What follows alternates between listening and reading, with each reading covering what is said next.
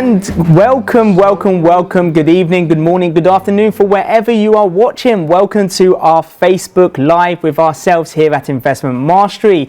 So just before we get started, a bit of context around tonight. We do have a 90-minute segment set aside for you to ask as many questions as you can to myself. First of all, my name's Keith Sullivan. I'm one of the trader coaches for Marcus de Maria. So you can ask me questions around stocks trading, crypto trading, even foreign exchange trading or investing, and we will be answering them tonight. But it's not only a Q&A. What we also have is an amazing giveaway for one lucky person.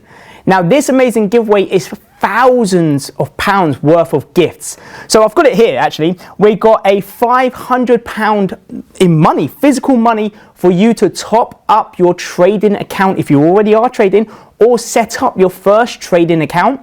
We have a year membership with one of our amazing clubs. Now, if you are a member, first of all, welcome again. You will just get another extension of that year, okay? So it's not like it will go to waste. You can extend your membership for another year. I have to look at this. And we're going to get a VIP gift box full of IM branded stuff, books, probably some gummy bears, because we have gummy bears lying around. You will get anything that has IM branding on this for yourself just before Christmas. So what I want you all to start to do, love the jump. Do you know what? It's actually a really cool jumper. It says Christmas trumpet, or trumper instead of jumper. So it's a good little jumper here. So what I would like you to do is all start, before we put our questions in, let me know where you're watching from. Are you in the UK? Are you in Europe? Are you in Asia? Let me know where you're watching from, and let's see. Okay. Kevin, love gummy bears. Do you know what? Gummy bears are my weakness. I'll tell you. We eat too much of them. Too much sweet stuff. Okay, let's see. Where is everyone from? I'm just going to look down here because this is where all of the questions are. Good. So we've got Stockholm, Sweden. We've got USA. We've got Australia. Let's see. Okay, perfect. So we've got another Sweden. It's a bit of a delay. Here we go. USA, amazing. I'm sure there's some people in the UK. Phileas, thank you. So we've got people in the UK as well.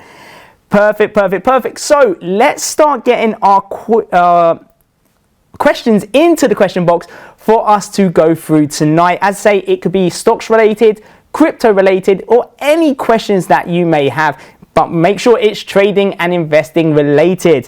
So let's start getting our questions in, and as we do that, we've got Tennessee, we've got Devon, Holland, Manchester.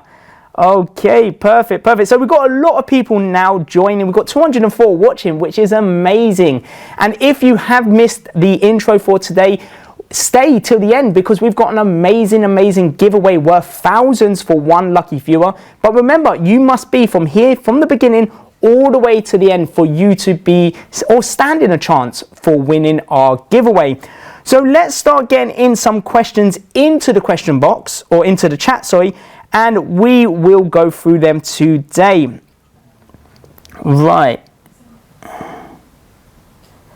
So let's see. Do you know an equivalent or trading view for European stocks, ETFs, and funds that are not on trading view? So Stefan, great question. Now, in regards to the ETF, the funds, the European stocks, if we look at trading view now on my screen, okay, and let's just say we do BETZ, which is Round Hill Sports Betting and iGaming ETF. You can see it does offer the European version of that stock. Now, if it doesn't offer the European version, it's going to be pretty tough to find where you can see the chart. I would then just go to your broker or exchange. If you're using DeGiro, for example, I would just go there and use their charting software. Fundamentally, okay, then I would probably be using either Yahoo Finance or ADVFM for the fundamentals outside of US companies. Okay, so let's see. Hopefully, Stefan, that helped, buddy, for there. Right, we're getting a lot of questions coming in. I'm just going to have to pull back. Okay. So, Rebecca just found out we can't buy XRP in the US. Now, that could be down to the SEC-related case, which means they have barred any US citizens from buying into Ripple until that case has been adjourned. So that means, unfortunately, you may not be able to buy it through Binance US, but maybe have a look at other exchanges like KuCoin, like Kraken, for example, because you may get a bit of luck and able to buy them from there.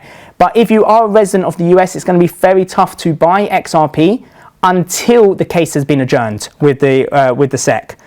So let's see, where are we? Okay, perfect. So we've done that. Okay, Dads has a great question here. What is our opinion on trading bots? Now, if you're looking at a trading bot, think of it this way. Is it a get-rich-quick scheme? Are we in investing and trading to get rich quick or get rich for certain? And I like the latter one. We are here to get rich for certain. Now, the reason that I don't like trading bots is for a few reasons. Number one, you do not know what algorithm or strategy they're using. And if the market changes, will that strategy still work? Potentially, potentially not. So that's the first thing. Number two is you may be liable to large charges for them. So if you're using a bot, you may be paying thousands per month to utilize that bot. And number three is, it's very, very risky because you just don't know what they're doing with your money. Okay, and you don't understand, are they going to sell out when you want to sell, or is it just going to carry on running with your money into the market? Now, the one thing that I always like to look at is, if there is a trading bot out there, why would institutions allow that to happen instead of you investing into an institution, right? So this is where I personally just want to take full control of my investing and trading. I don't really want to get any type of trading bot to do it for me because I want that control. If I make money, I can give myself a pat on the back. If I lose money, oh well, I'll learn from it. Because remember, you either learn or you earn. So if you have losses, you'll see, okay, I lost because of this reason. So then you're going to become more of an independent investor and trader, because if that bot ever goes kaput and you have no access to it, then you have no foundation for you to carry on making money. Okay, so hopefully that helped there. Let's see, where are we? Yes? What do you believe BTC will finish on by the end of the year? That's a great question. So we've got a question around Bitcoin. So if we have a look at the chart here, this is the Bitcoin USDT chart. So Bitcoin against the dollar. Now, if we have a look at Bitcoin, we can still see this market is still being bullish. Now, will I say it's going to get to 100,000, 200,000 by the end of this year? I haven't got a crystal ball, and that is the downside to this. But I can give you an insight to potentially where this market can go, and if it breaks certain levels, what are we likely to see? So as you can see, the market itself is still being bullish. Yes, we have had a little break of our trend line, but yet the market is still looking like it's trying to push higher. So we've got two scenarios here. Scenario one is this market now is going to utilize the previous level of support as now a level of resistance. Now, what does that mean? Instead of buyers coming into the market to push the market up, you might now see sellers come into the market to push the market down. So that's the first scenario. Now, for me personally, it will then look to target certain levels. Level one is here. This is the last time we saw the market find a large amount of buyers. So we know at this level, or potentially at this level, that there is some sort of buy orders, or people who are interested in buying at this point because it's cheap for them. They believe Bitcoin can still go up to 100,000, 200,000. So this is a good level for them to buy. Now, if we see that scenario one causes Bitcoin to hit the resistance and then break lower than this point, we could see anything happen. We could see it even go down to the previous high, which was in 2018 of 20,000. Okay, whoops, let me get something better than that. Here we go. So we could potentially see it try and target this level of resistance as a new potential level of support. But that is a long way down for us to see. So I'm still happy that Bitcoin is bullish at this minute. Now, do I believe it's going to break lower than this point? Potentially not. And I say potentially because we never know what the market is going to do. But if we don't see it break below this point and start trading above our upwards trending support level, then I would be expecting to see some sort of buying pressure to push it even higher. Okay, and then that's when we can try to dictate, are we going to get an all-time high being formed by the end of the year, or are we just going to oscillate within this channel, meaning moving sideways within that channel? So that's my 2 cents around Bitcoin. We are in a sensitive stage. If it does start to drop lower, then we know our first point of call is going to be around 40,000 as a price, and we could potentially see market then use that as a level of support. Okay, so we're going to keep an eye watching this and seeing where it goes. But for me, I have an interpretation that we could see it going higher. Only reason is because this here. Can you see, as soon as it broke that support level, we get a long tail. Now, what's that mean? It means during the day, if I zoom in, here we go. So during the day, what's happened here? The market has opened up here.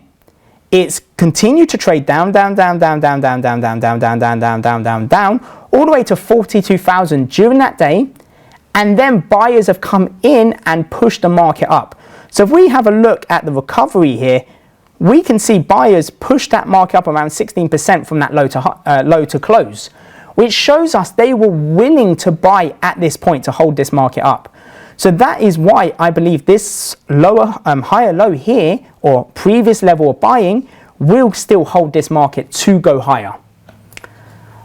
Okay, now I know that was a bit more in depth. If you're not understanding support and resistance levels, or you don't understand in regards to where I say the market sentiment or the highs and lows, this is all stuff that you will learn along the way. Okay, so let me see, what is the next question that we've got?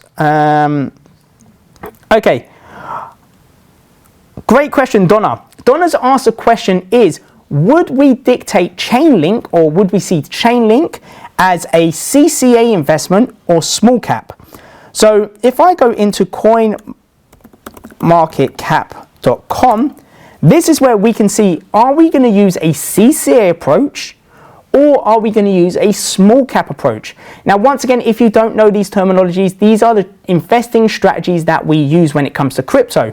So we have a different approach for ones that we deem as being strong cryptos compared to an investing approach where we deem ones to be a bit more riskier to invest into. Now, how do we stipulate this? Is if we look at Link, which is Chainlink, we would always look at, okay, what is this ranked market cap? Now, what does market cap mean? It means the strength of the coin. How much is that coin worth? Okay, if every one of the coin has been purchased at current price. So we can see that the market cap here is 21 with Chainlink. Now, our stipulations state if we see that the market cap is below 10, we would then take this small cap approach because it is a riskier, or it's perceived as a riskier investment. It doesn't mean it is, it's just perceived as a riskier investment because the market cap is a bit lower. Okay, so if it's below top 10, we take small cap approach.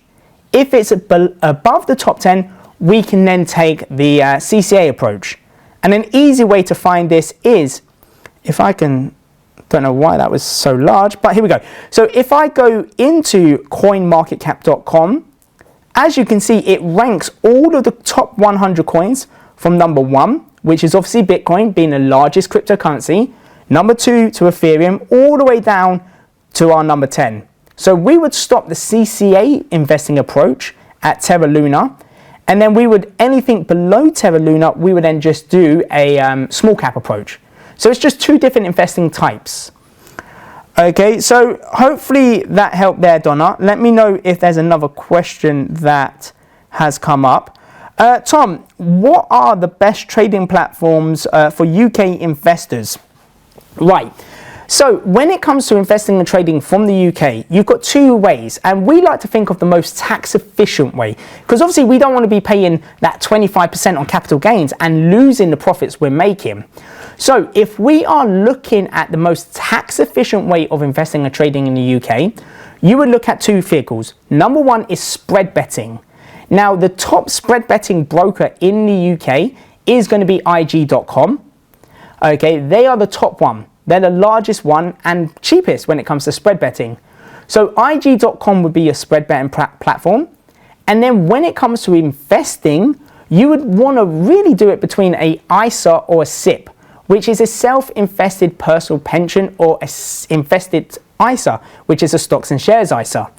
So you would look at different ISA or SIP providers. You've got your Hargreaves Lansdown, you've got your AJ Bells, you've got your Interactive Investors, you know, you've got even IG does an ISA for you to invest into.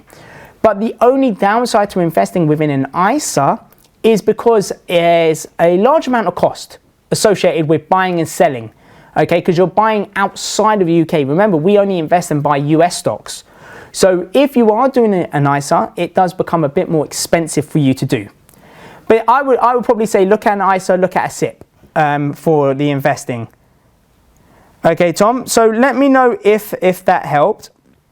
Oh, Jason with a great question right now. And Jason is asked, what are the best Metaverse coins that people are investing into? And whew, that's a tough one. Now, do I give them out on this Facebook Live or not?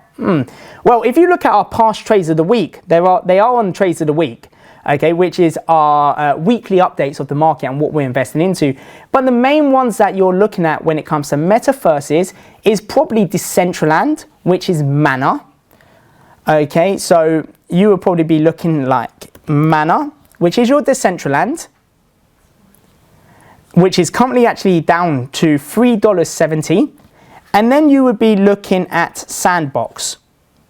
Okay, and this one is down to $5 per coin. So these are probably the two top Metaverses that are battling out right now that we are very interested in and looking at. Obviously, there's a lot of upcoming projects that you can do your research on, but Decentraland and Sandbox are probably the two strongest Metaverses coins that you can invest into. Okay, Simon, so let me know if that helped. We've got one from Paul Bale. Yep. Do you think crypto cycle will run into the summer of 2022? Oh, that's a great question. So Paul has basically asked, do we believe that the crypto bull run is going to last till 2022? Once again, we don't have our crystal ball. We don't know if the bull run's going to last. Now, this is just my interpretation and my perspective about the market. Is if we do see a bearish move in the market, meaning the market starts to trade lower, number one, don't be scared of bearish moves, because it's a great opportunity for us to buy coins at cheaper prices. And it's naturally going to happen. The market cannot just be parabolic and move in one direction. We're going to see moves up, pullbacks, moves up, pulls back. Okay, because what people are doing is they're taking their profits at the highs, waiting for market to come back to the lower prices, and then they're accumulating again and then taking profits again. So in my interpretation of what potentially could happen to the market, and this is the disclaimer, it doesn't mean it's going to happen. I would believe if we see a bear market, we are going to see a sharp drop down. We're not going to see a 2-year bear market. Reason for that is the market is much more structurized. There's a lot more social proofing. Everyone starts to talk about cryptos. Institutions are investing into cryptos, and even the biggest stock players are investing and trading in cryptocurrencies. So I don't believe that we're going to get a 2-year bear cycle. For me personally, I think we're going to get a sharp drop and then the market does recover. Now, do I believe it's going to go till 2022? Once again, very, very tough to say. But if we're looking at the Bitcoin chart and the analysis we done earlier, we have a strong level of buying from the price of 50,000 all the way down to 40,000. Okay, if we see a break below that level, then we could be a bit more confident that the market's having a pullback or retracement. If we don't see that and the market starts pushing up, it's all about, does it go above the previous high? So as you can see here, this zone is where we've started to see sellers come into the market 2 times now. And remember, if it happens once, it's an anomaly. If it happens twice, potentially a trend. 3rd time and more, we then start seeing a trend. So as you can see here, we see market came to that point, sellers came in, market came back to that point, and then sellers really pushed the market down. So we could potentially start seeing this market reverse a bit more, and then have a longer term drop down, potentially. Now, I'm not saying this is going to happen. So my 2 interest areas are, number 1, does it come back above that trend line, which then is giving us a bit more confidence that this could trade higher. And then number 2, will it break above the high of 60,000, 69,000, Or will it start trading below towards 40,000? If we start seeing trading below that level, we could then see a bit more of a drop within Bitcoin and the overall crypto market. Now, once again, if we do see a drop, I really want to emphasize this. If a market does drop, do not be scared. Do not run on FOMO. It is a great time for us as investors to be buying the coins at cheaper prices, accumulating, and then the market looks to push back up. Remember, when others are fearful, we must be greedy. Now, what's that mean? When others are fearful and selling into the market, we should go, oh, thank you for that. I'm now going to start buying what you've just sold, because I believe the crypto market has a long-term future, which it definitely does. And I believe the projects I'm buying into, or coins, are fundamentally strong, so they're going to give me a return.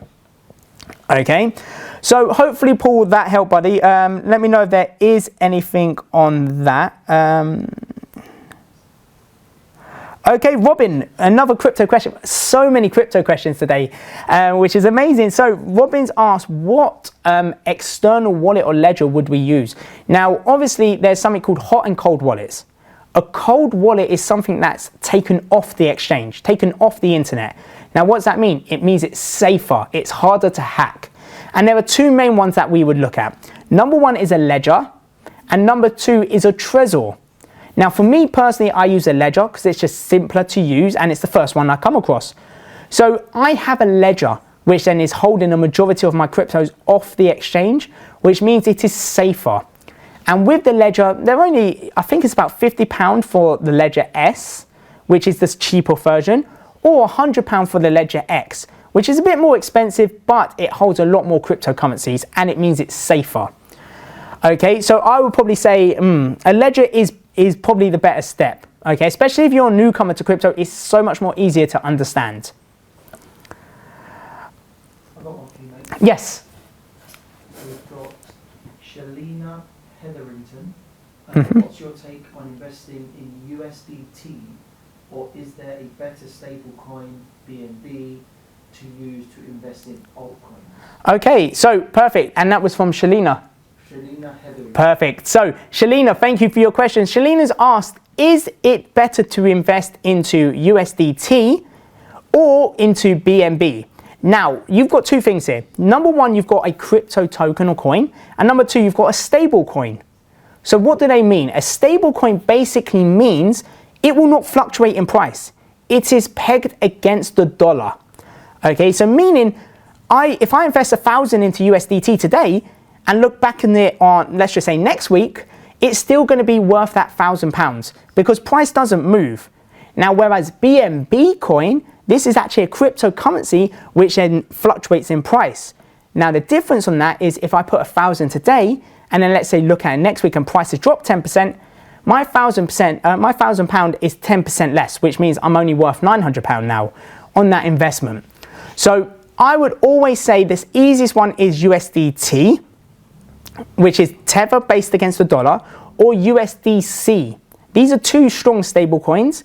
And the reason that I have all my money in stable coins is so it's ready to invest, right? Because you can buy a lot more cryptocurrency with USDT in your account than you would with just standard dollars in your account. Okay, so I would say if you are holding money on the exchange ready to invest, USDT is the best bet. And then if you are looking for money to invest into tokens, then obviously we can have that conversation on what token or coin is going to be the best one to give you the returns. Okay, so hopefully that helped there, Selena. Yes. Ian Day, Mm-hmm. long-term investment portfolios, they tend to be more, strategized for growth or value or dividends or small caps with attention to the better, etc. Within a trading portfolio, to what extent do you strategize with different asset characteristics, or do you mainly grab the best trade on the month or on the moment? So that's a great question from Ian. Ian's basically saying, if you are doing a longer term investment portfolio, what kind of approach are you going to take? And there are so many different approaches that you can take. Number one, you could do undervalued stocks, meaning you're buying into a company which is undervalued, which has high potential to double, quadruple your money over the next year to 5 years.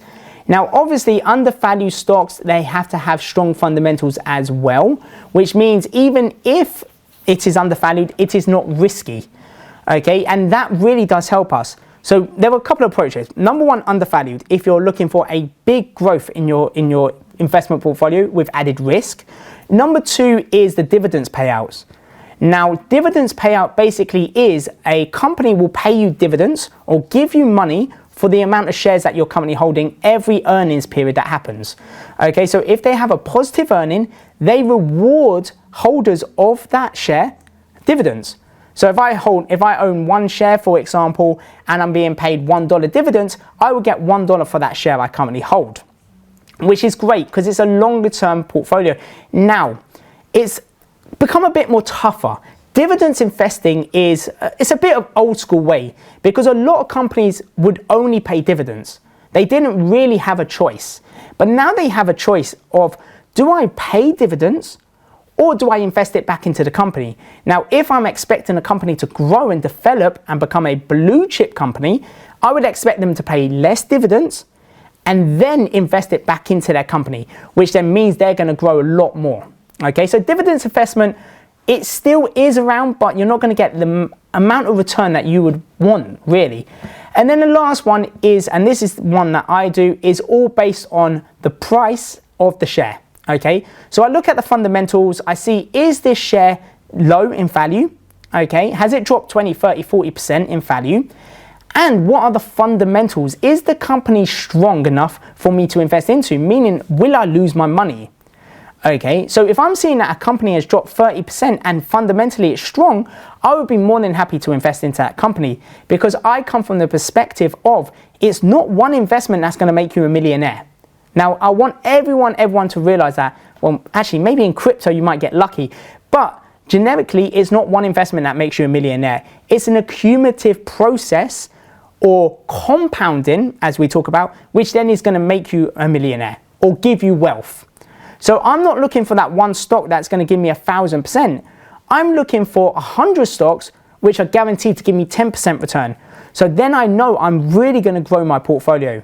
And that's the approach I take. It's not as risky and it's quick flips of the money. So I'm in and out of the market, hopefully, if it's a good investment within 3 to 6 months. So then I can compound it. And I do 5 investments at a time.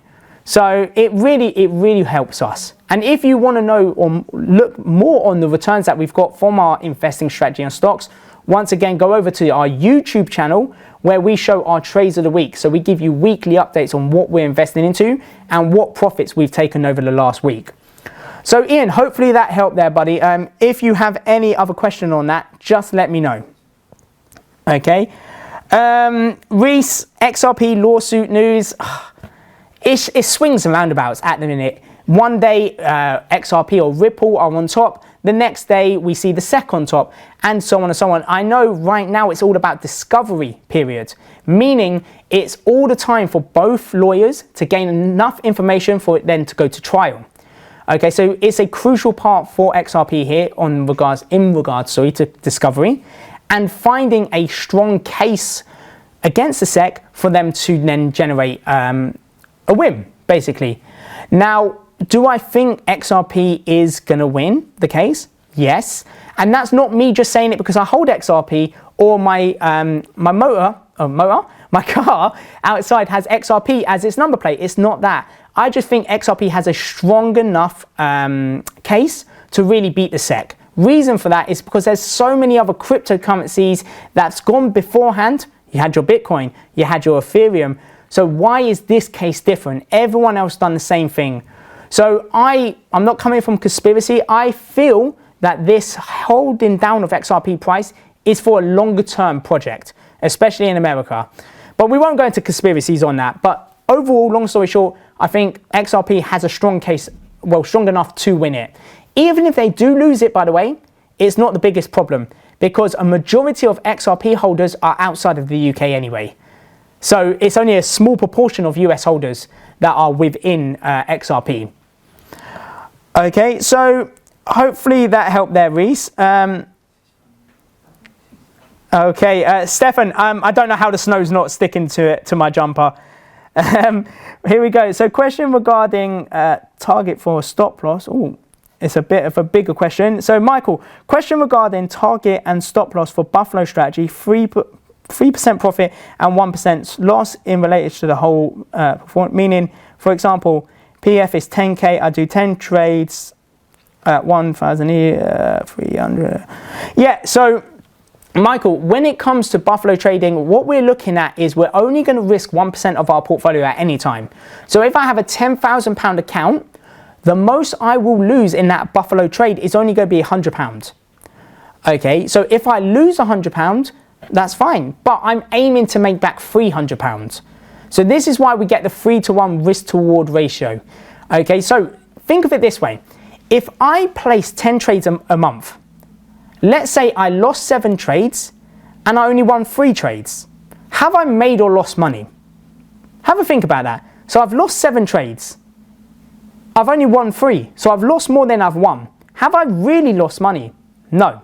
Reason for that is because with the 7 losses I've had, I'm only losing 1%, which means I've lost 700 or 7%.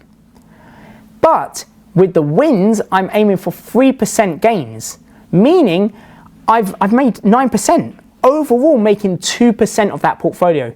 So it's just testament to if you always aim for 3% returns on your trades, you could lose more than you win. You could be right around 30 to 33% of the time for you to make money, as long as you're profiting 3% every win. Okay, Michael, so hopefully that helped there. Let me know if there's anything. Jessica, slingshot strategy in a video, please.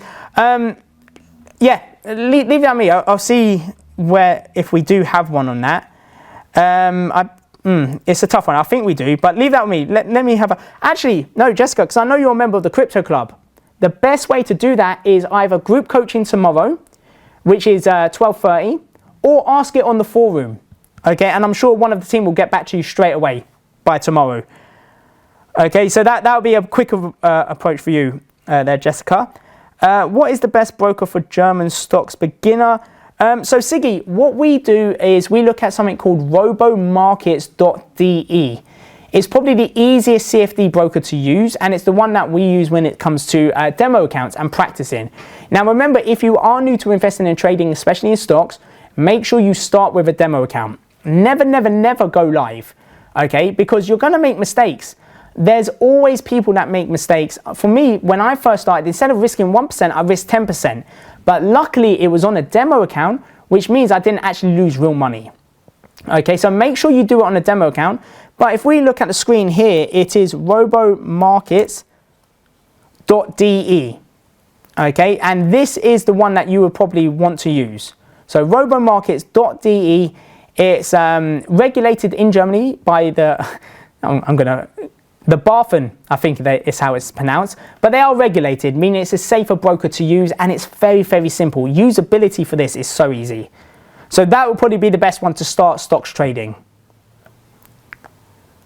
Okay, Siggy, so hopefully that helped there. Deborah, thank you so much. Deborah's put a link in for our Ledger, for Ledger Live. So if you are looking at a Ledger, please, please, please have a look at that. Okay, one question, Keith. How much cash should I aim to keep in my portfolio to reach to the market? Alternatively, what do I do if I run out of cash and fully invested over a long position? Okay, so Christian, sorry, thanks for the question. So the main thing that you're looking at is if you are investing into the market, there's a couple of things that you need to do. Step 1, you need to find an asset that you are comfortable with investing that is safe. Once you find that asset, number 2, you need to allocate money. So if I find an asset, let's just say I'm happy with Apple. Apple is fundamentally strong, and I'm going to allocate £1,000 to Apple. That's perfect. So that £1,000 I allocated will only be invested into Apple, and it's not going to be invested in one lump sum. What you would do is invest as that market falls. So step 3 is working out how many times should I invest to bring my average cost down, and then at least I know I'm liquid enough to then be buying shares. Now, the biggest problem I've seen with new investors is they overinvest, meaning they are not liquid enough to buy the market if the market falls. And that is a problem, because the overall goal from investing is to bring that average cost down.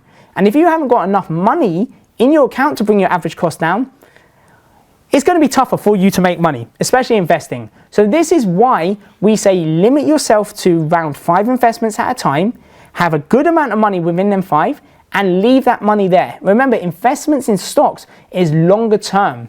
So we shouldn't really be worried about the money. We should just know, sorry, I've got itchy nose. We should know that the money is there for us to invest, okay? So be liquid enough. So hopefully that helped there, Christian. Let's see. Okay, so Matt, we've gone through Bitcoin, buddy. Whoops. I've got a question for you if you like. Yes, please. The chat's. So, Tom Dawson, Mm-hmm. Bitcoin, but it has dropped a lot. I don't have funds to buy more and average down. So should I hold or sell it as it could be going down further? Sorry for being a twat and not following the proper strategies. And that was from Tom. That's not a problem there, Tom. That's not a problem. Remember the main quote: you either earn or you learn. Okay, and this time you've actually learned something to know that you need to be liquid enough in the market. Now, would I sell Bitcoin at a loss? Never. The only time you will lose money is, number 1, if the investment goes to 0 and is worthless, or number 2, if you sell at a loss. We would never sell at a loss. Okay, so you've got 2 choices. Number 1 is, obviously, you're going to hold on to your Bitcoin because we still believe Bitcoin's got a massive upside. We still believe we're going to see that 100, 200,000. Okay, and if the market is dropping, what I would do, and this is me personally, it's not advice, I would save a bit of money every month just to then put into the market, okay, and drip feed into the market if it is falling, just to bring that average cost down, okay? And then once it goes up, then that's when we just start taking profits, and we call it milking the cow, okay? We're not gonna move today, not yet, but we're just gonna milk the cow. We're just gonna take profits as the market runs up, and then use that money to either keep it in your account or reinvest it into other coins. Okay there, Tom, but don't put yourself down. It's a learning time. Okay, people do make the mistakes. So as long as we know now what is it that we're gonna do, and once again, do not sell Bitcoin because it has a massive upside, then you'll be fine. I've got another one if you like. Yes, please. Shalina Hetherington. Oh, have I done that? Oh no, I thought I was done with her, sorry. Julian Pineda. Yep. Since you invest in crypto, stocks and forex, what is your portfolio mix? Is it 30% in stocks, 20% in cryptos, and so forth? Oh, Julian. So Julian's come in with a great question asking about our portfolio mix. How are we asset allocating from stocks to crypto to foreign exchange? Now, I'll give you an insight. For me personally, I'm a stocks guy. I started with the stock market. I understand the stock market. It's like a little child for me, like my baby. Okay, so I have 70% of my assets in stocks. 70% of my money is working into stocks. Now, the way that I've done this is I used to then put 30% in foreign exchange before actually investing into crypto. And this was about 2 years ago. So I put 30% of my money in foreign exchange because it was more volatile. Therefore, I was generating more cash flow. 70% into stocks because it was safer and I was just generating decent amounts per month. Then I come across the crypto market. Now that was a game changer for me. Understanding crypto has changed my life. Okay, and it's not just changed my life in regards to financially, it's also changed my life into options. Okay, because I have so many different avenues now that I can go down. So the way that I started to do it is I went, right, I've got 70% still in stocks, I've got 20% now into foreign exchange, and then I put 10% into crypto. And that's when I first started the crypto market. I allocated a small amount because I didn't really know the market too well. I was still learning, but I wanted to be in the game. And then since that, and the returns I've been getting and how volatile crypto is, I have now taken money out of foreign exchange and only focusing on stocks and cryptocurrency. Okay, so don't spread yourself too thin. If you have the time to focus on stocks, crypto, forex, perfect, do all three. But if you've only got limited amount of time, focus on 1 to 2 areas. Okay, because remember, focus, follow one cause until success. And that's why we don't want to be focusing on crypto, then stocks, then forex, all at once, because you're spreading yourself too thin, especially if you've got limited time. So for me personally, I'm like, yep, I understand stocks. It's second nature now, so I'm focusing on stocks, and I put more money into crypto. And who knows, in a year, 2 years, it might be a 50-50 split.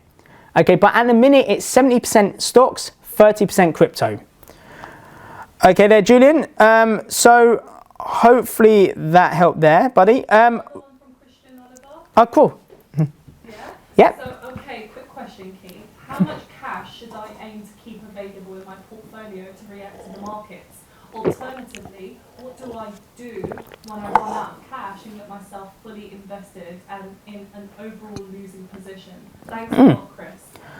I think we kind of jumped on that a bit earlier, but the main thing is you want to be liquid enough for your positions there, Chris.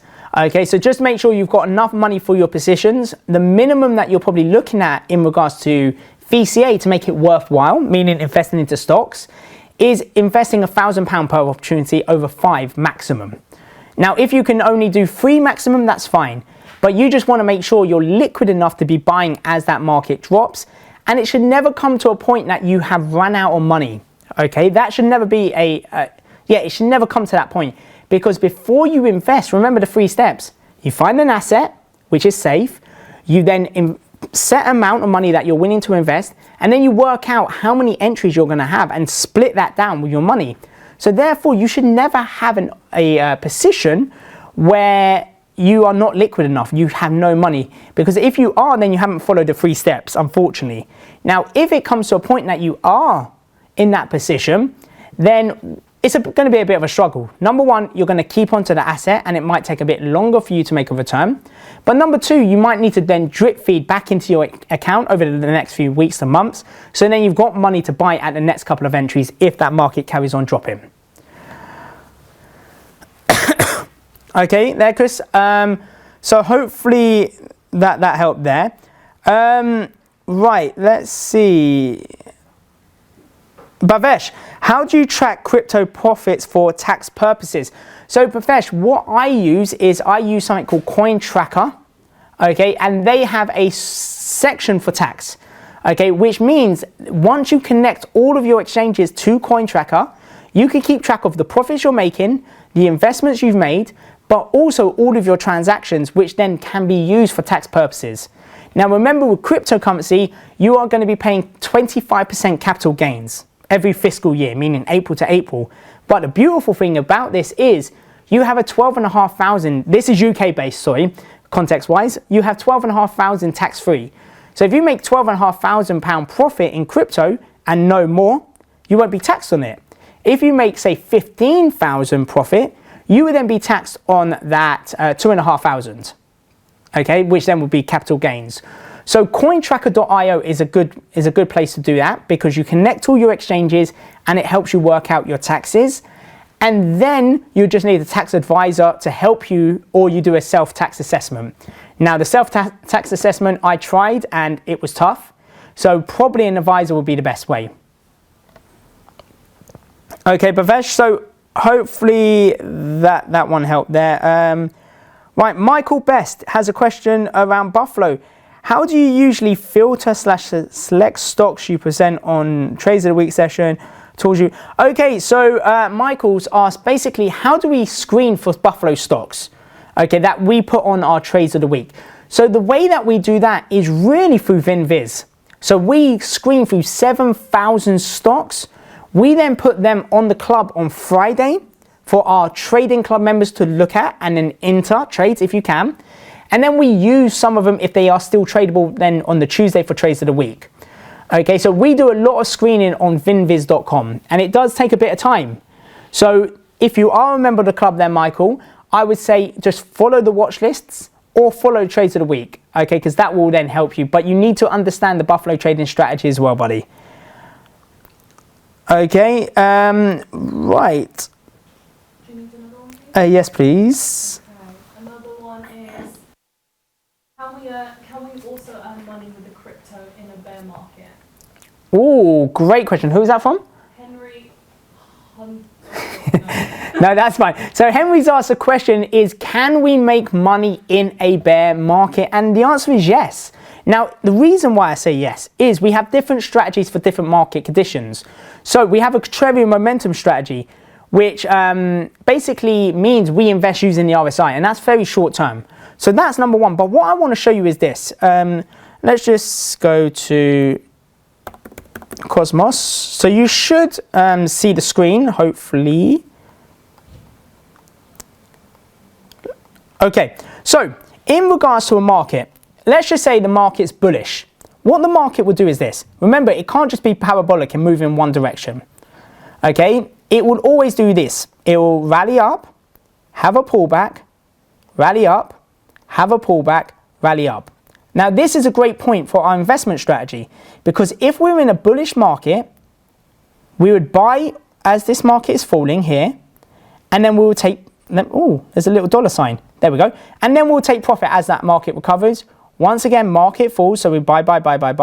And as the market recovers, we then make money again. So this is the way that we do it in a bull market, and it's so much more easier to do it in a bullish market.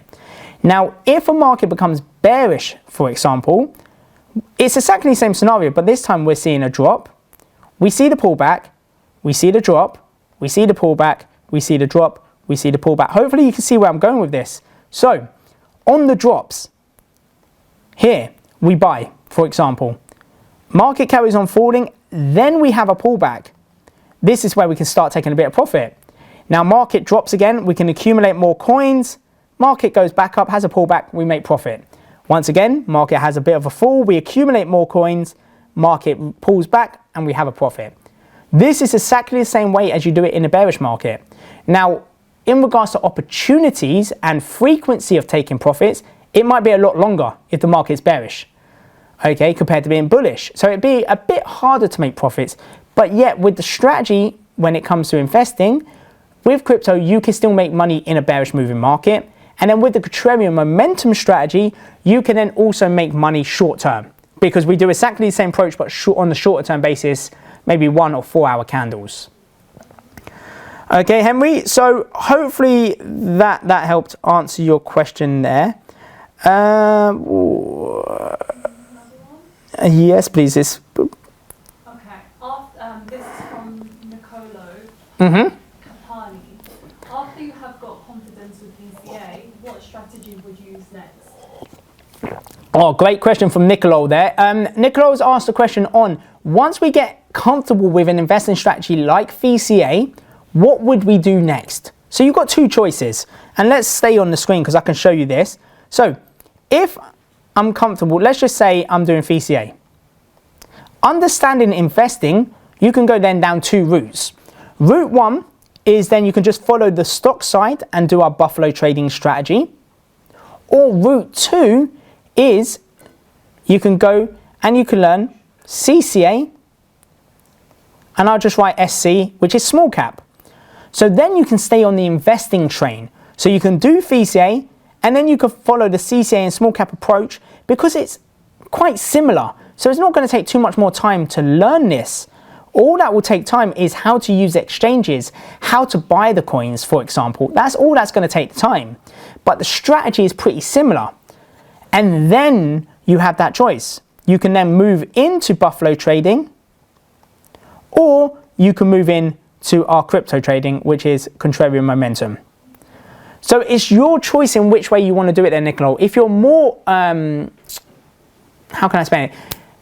If you find it a lot more easier to invest into stocks, then probably investing into crypto is the next good step, because you can make your money work for you, and then move over to the trading strategies.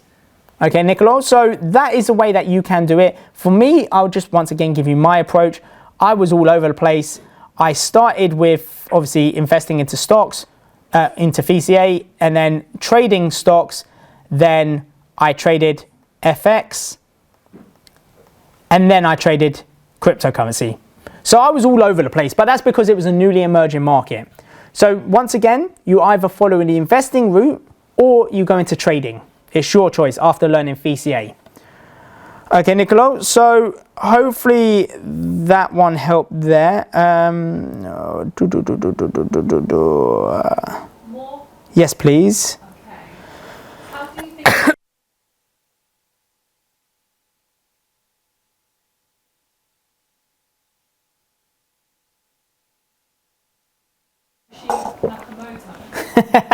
So there's a great question. Who's the question from? doesn't say. Oh, it doesn't say who the question for. But there was a question about the creator of Bitcoin and the case, and someone coming forward to say they are the creator of Bitcoin and they are Satoshi Nakamura or whatever, Satoshi basically. Now, does that affect the price in Bitcoin? No. It doesn't affect it one bit, because people are investing into Bitcoin not just because the creator of Bitcoin is unknown. They are investing into Bitcoin because of the project, because what it brings to the world. Even if we don't know the owner or creator, or now we know the creator, it's not going to make a real difference. Okay, it's just, yes, it'll put it in the limelight, which then could cause social pumping and market pushes up more. But longer term, it's all about the project. And that's the thing that everyone needs to realize around cryptocurrency, is longer term growth of a coin is around the project. It's not around news. It's not around, social pumps or someone saying, I'm buying this coin because of this, right? It's all about the project. This is why you're seeing the likes of Shiba, the likes of Doge, these coins which are being pumped up because of social proofing, well, mainly Elon Musk, but yet these coins are massively rallied. But longer term, will they stay about? No, unless they bring utility to the table, which now actually Shiba is beginning to do. They are slowly bringing utility to the table through a DEX exchange. But we don't need to go into that. But long story short, whoever put the question about Bitcoin is, owner, creator or no creator, it's still the project which runs the game. And that's what investors or whales are investing into. Okay. Got another one for you, Dennis. Oh, I'm Dennis. Yes. I'm from Team Cook. I have a hard time understanding how to measure the value of cryptos. The value of the stock shares is related to the business results of the operating company. However, how to measure crypto's value, like Cardano, which is decentralized, as information is highly fragmented, and price fluctuations are mainly due to media noise, there is something I should consider. Okay, and who is that from? That is from Ian Cook. Okay, so we had a question from Ian Cook, and it's a long question, so I'm not going to repeat it. Okay, before that, if you see me looking behind me, we've got a team behind me reading out questions, so it's completely fine. But Ian's asked a question, basically, with stocks, understanding the utility, the strength of a stock is very simple. You look at the fundamentals behind that stock, okay? Whereas with crypto, it's very subjective, meaning you could find a hard time when it comes to understanding, is this project really strong enough for me to invest into? Has it got potential to 10, 20, 30,000x, for example? And that is all subjective to people. Now, a simple way that you can look at it is, number one, and this is the biggest thing that I always look for in a project. What is the utility? What is the problem it's solving? Remember, with stocks, only reason a stocks company is out there is because it solves a problem. Okay? Apple solves problems with their phones, with their computers. You've got Amazon solves problems when it came to shopping. So they've done online shopping. So you've got to find the utility behind the coin. What problems is that coin solving, okay? Or what utility is it producing? For example, Ethereum. What utility does Ethereum produce? It allows people to build on the ERC20 blockchain, so it allows other cryptos to be built on that blockchain. So Ethereum has great utility, but with utility, we've got to also look at what are the problems, what are the limitations. And with Ethereum, for example, limitations are scalability, usability, and also cost, okay? They're three limitations which Ethereum, once they've released 2.0, are really looking to solve. So, utility. And the way that I like to look at utility is what the cryptocurrency looking to do already been done in stocks, but then escalated? Because if I'm looking at a coin, and I see a coin is talking about cross-country transactions. So let's have a look. Let's just say Western Union. With Western Union, you're able to transfer money from one country to another. Great. It allows freedom of money. So it means I can work in this country and then transfer money to another country, for example. Now, the good thing about Western Union is that transfer. The bad thing is the cost and the time that it takes.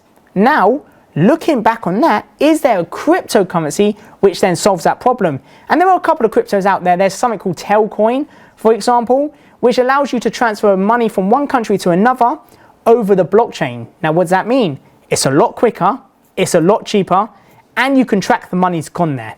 With Western Union, someone can say they've not received the money even though they have, and it's a bit harder to track.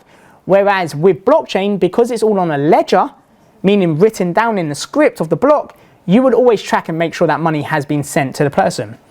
So that is the way that I look at utility. Now, another thing that I look at is all about partnerships. Is the coin or the project got good partnerships with some of the big players in stocks? Let's have a look. Theta's got a partnership with Samsung. Hedera Hashgraph, one of my favorite security tokens, has a partnership with Google.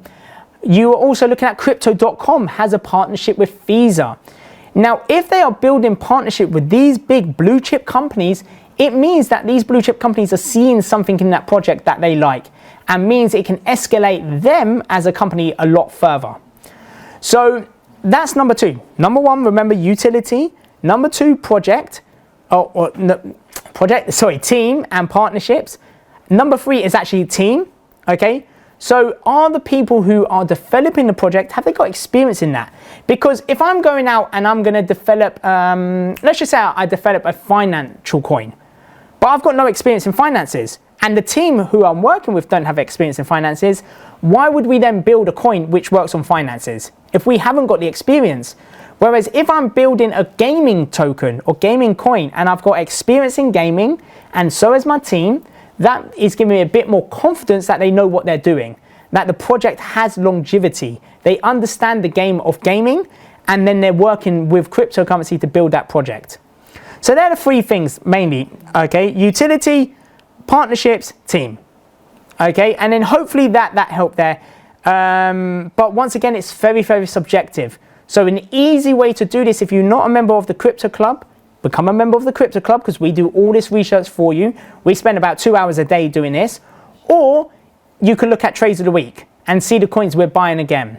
Okay, now there may be a bit of delay on the coins that we're buying, or you might only see one or two of them, but it's your choice in which route you would want to go down.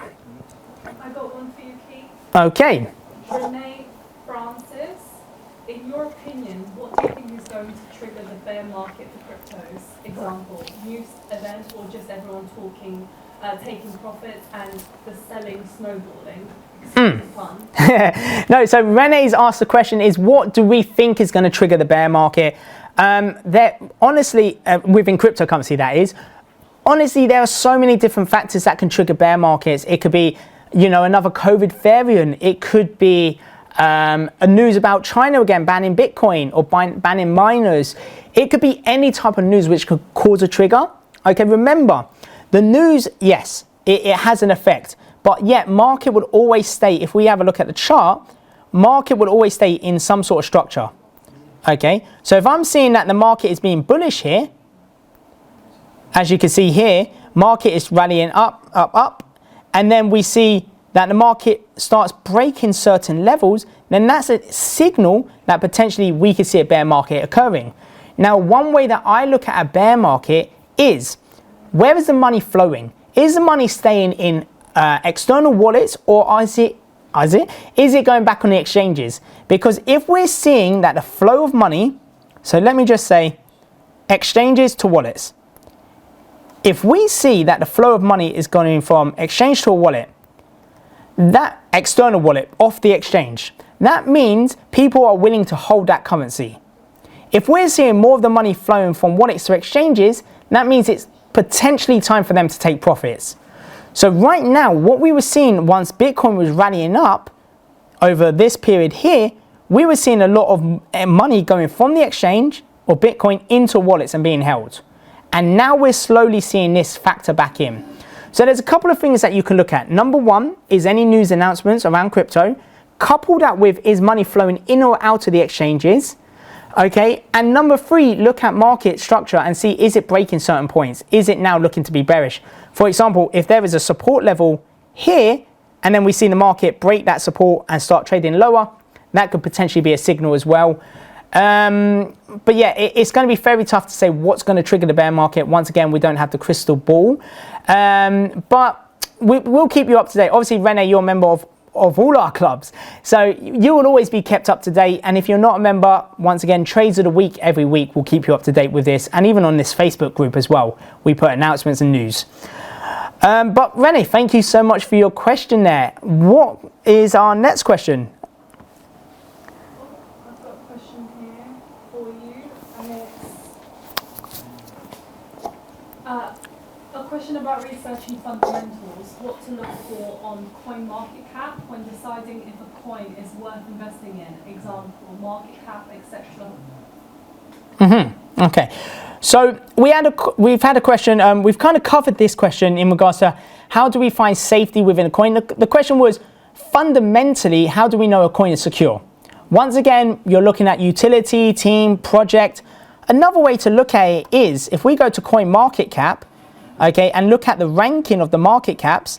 If we're seeing it in the top 10, even the top 20, that is showing us that there is high trading volume occurring right now. Okay, so they are fundamentally, or seem to be fundamentally strong. Now, the hardest thing about just doing it by market cap is you can't tell, is this pump social pumping, meaning it's being pumped just because of social media and social awareness, or is it being pumped because there's utility to that project? So if we have a look again on CoinMarketCap, we can see number 11 and number 13, you've got your Shiba and your Doge. So Shiba Inu and Doge. Now, do I believe these are strong projects? No. Okay, they don't have utility in my eyes. They're trying to build utility and amazing for them, but right now I don't see that utility coming through. So therefore, this is social pumped. Okay, now it's going to be very tough. Analyzing fundamentals of cryptocurrency is very, very subjective.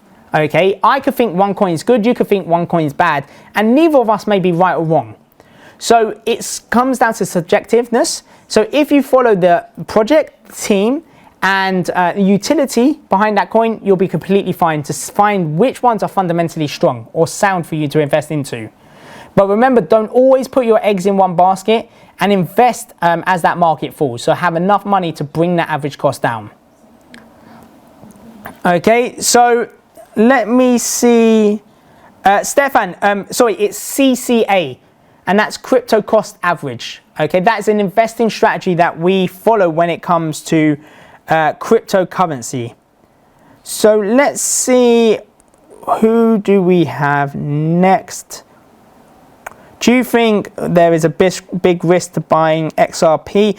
So Daz, we talked, for some reason, everyone's loving XRP right now, which is great. So we spoke a bit about XRP and obviously the lawsuit and so on and so on. Do I think there's a big risk? No. Only reason because the project and utility behind that project is so strong.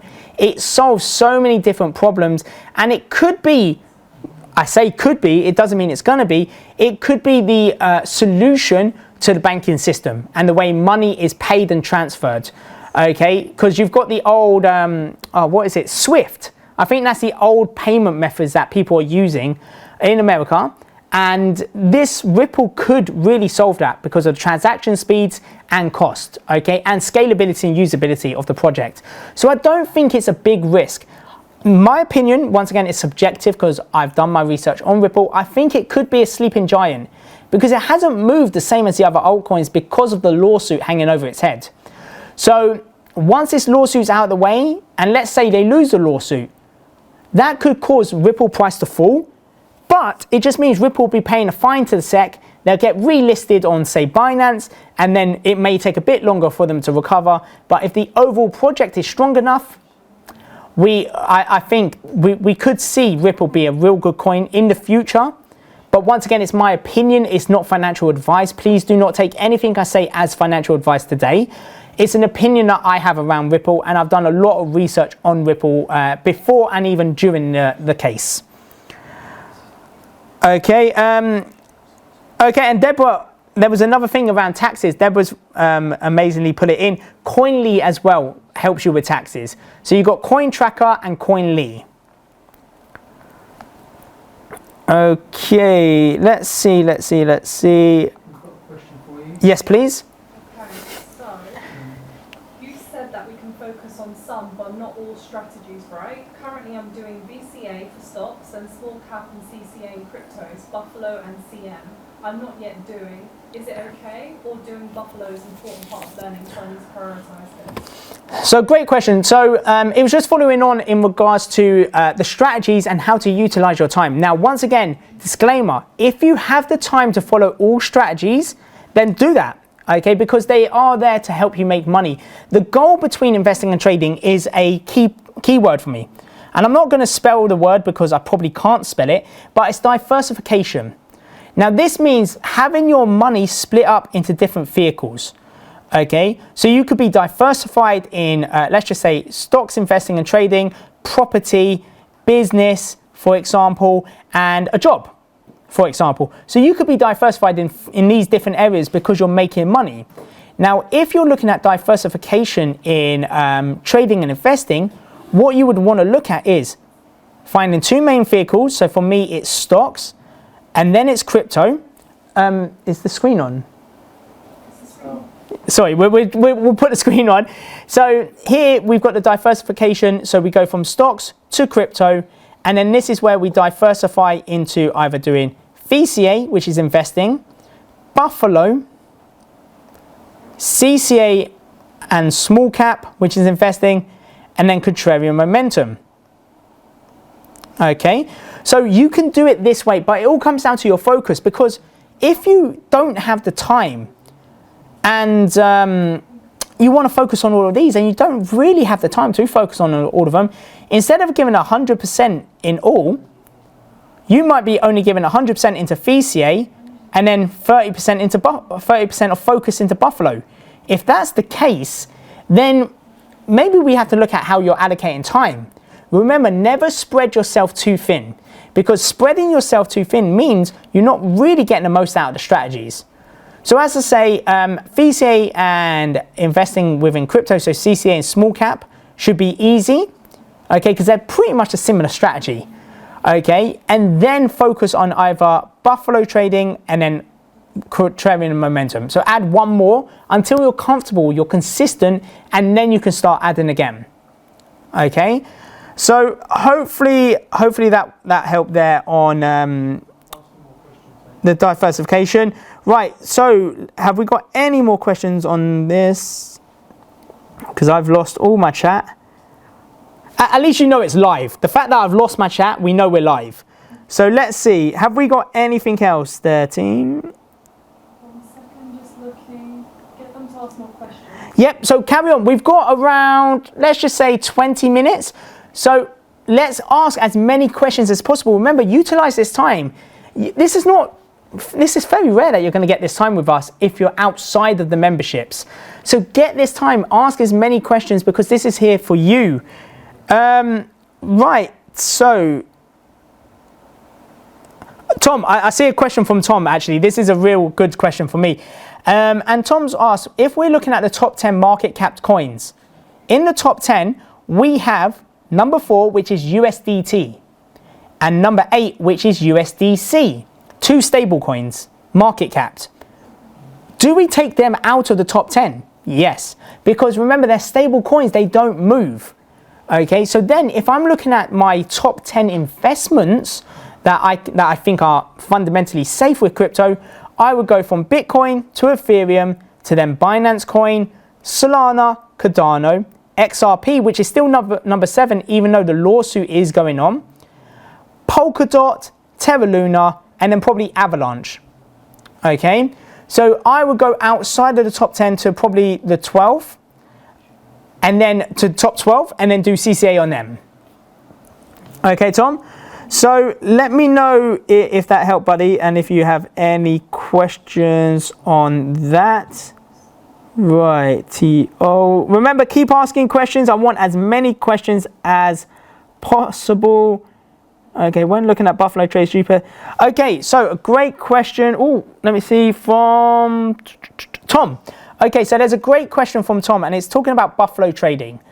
Okay, so if we can get the screen on the chart on the screen, I would say, what we're looking for is we are looking for this. If we're seeing that something's being a Buffalo, Okay, we don't want to get in as this market is falling. So as the market is falling here, we do not want to be entering a buy position if we're trading, because we do not get the confirmation that this market is ready to turn. So what you would want to do is wait for the market to give us a signal that it turns. Okay, so as that market's falling, it might just be then, okay, I'm going to place an order here, for example, okay, and then wait for it to go above that order and trigger me in. And this is known as a stop order, because what a stop order does, no matter what trading you're doing, is it gives you confirmation. Because if we're doing a buy stop, meaning we want to get into the market and buy to then make money as the market goes up, then we would enter higher, higher than where the current price is. So what this means is we have our current price here. So I'll just draw a dotted line. This is our current price. We do not want to buy here because we don't know if it is going to give us a good movement in the market. We don't know if it's going to be bullish. But if we add our stop order above current price, we know then the market has to have some sort of buying reaction to then push higher. And that's our confirmation. Okay, so that's the buy. And then exactly the same if we're selling. But this time, let's just say we see current price is here above current price. We want to enter lower where current price is, because then we've got confirmation that this market is pushing lower. Okay, and this is all taught in your trading club when it comes to the Buffalo strategy. We talk about entry techniques, okay, to gain that extra confirmation with the trade, to know we're more confident it's going to go in our way. So it could just be using stop orders, or you can also use indicators and so on and so on. Okay, so hopefully that helped there, Tom, for that. Yes, the XRP court case is still running. It's still running. Yes, so next question. If this question is by Nardine. If we're in the middle of a CCA and a new high is created, do we start again and recalculate worth the new high? Great question. So Nadine's asked an amazing question, and do you know why I say it's amazing? Because it's been asked so many times over the last few days because the market's had a bit of a pullback. Now the question is, if we're in a CCA, which is an investment strategy, and the market makes a new all-time high and then begins to pull back, do I do a new investment on that opportunity or that coin? Now, when I see this happen, I always ask myself two questions. Question one is, am I happy with my current investment? So am I happy with my investment that I've got currently running? So basically, is the money I've got running in that coin substantial enough for me to make a good amount of profit?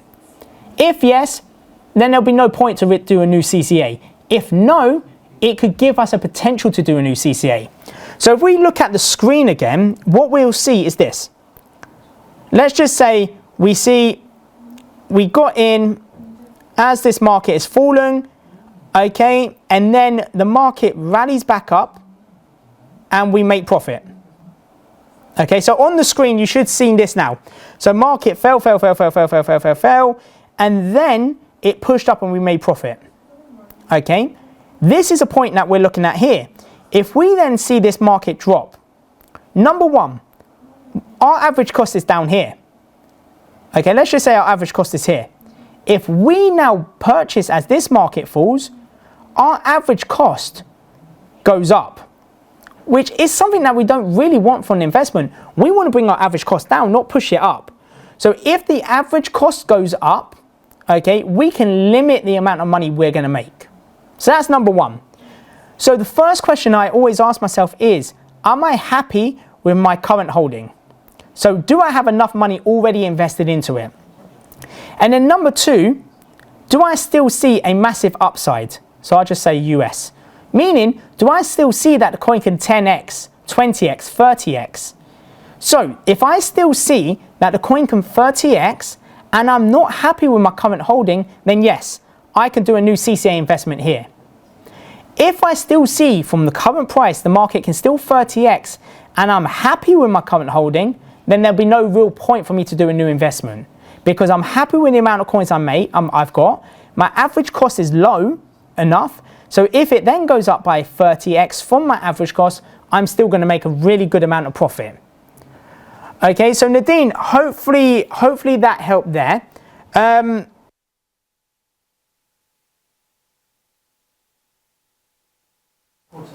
Okay, perfect. So what we're going to do is we're going to do one more question, and then, drum roll, we're going to announce the winner from tonight's Facebook Live.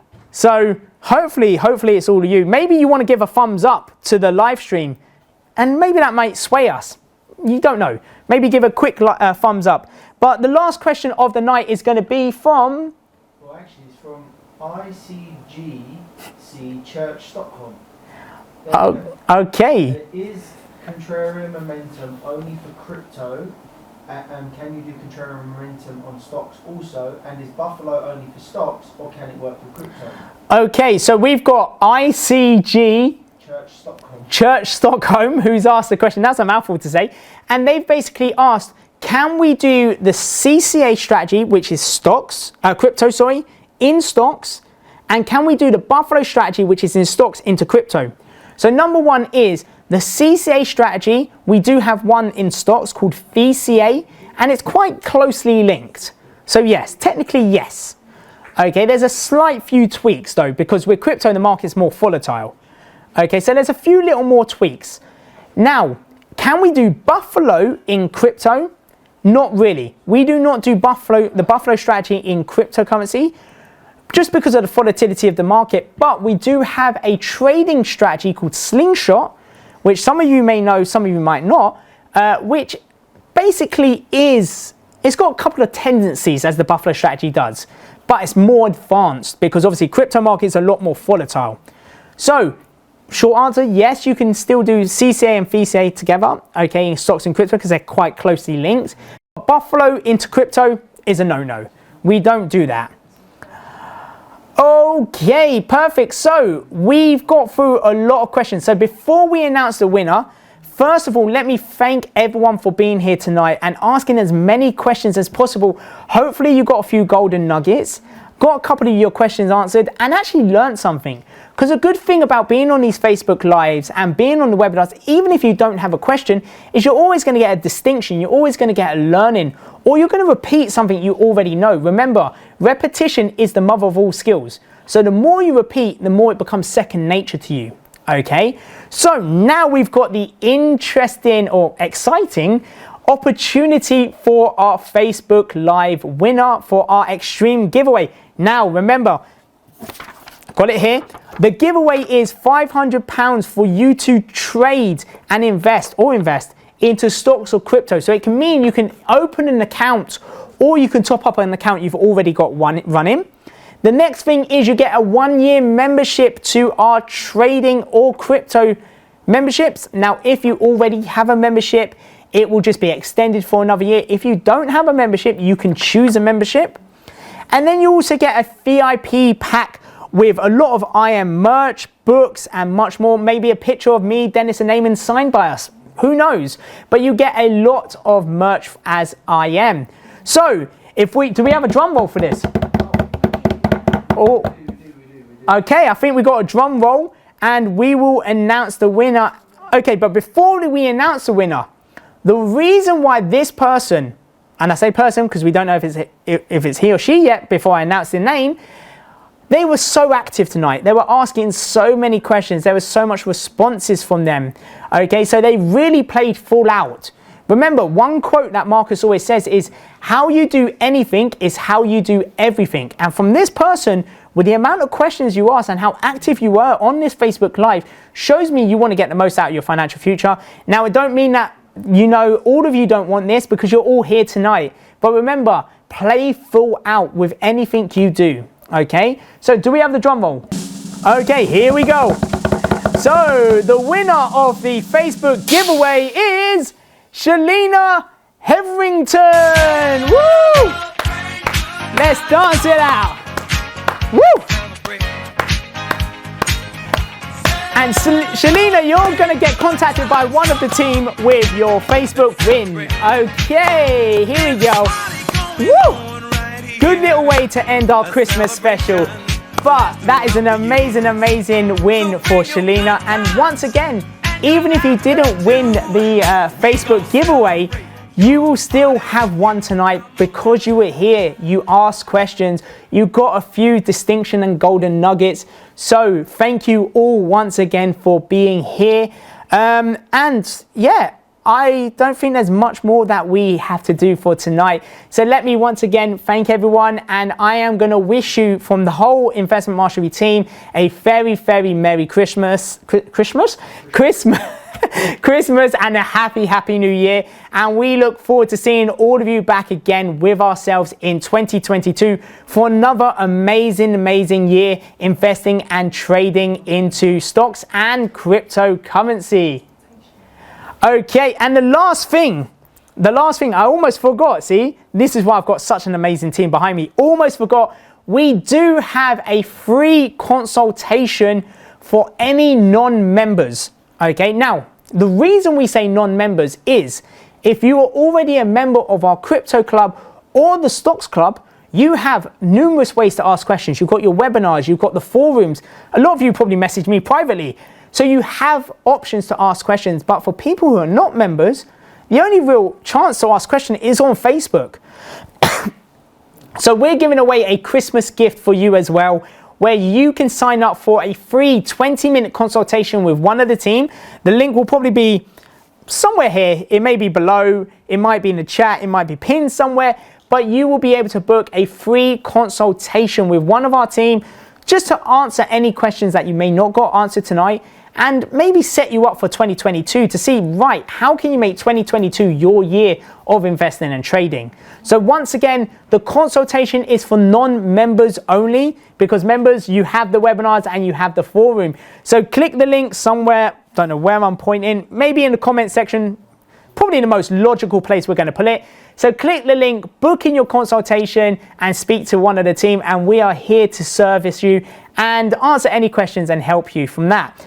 So any other announcement have I forgot? Okay, perfect. So just double checking. You've always got to double check, right? So that is it for the Facebook Live. So thank you everyone for being here once again. Happy New Year, Merry Christmas, and I will see a lot of you back with me in 2022 for another successful year with investing and trading. Bye for now. I don't want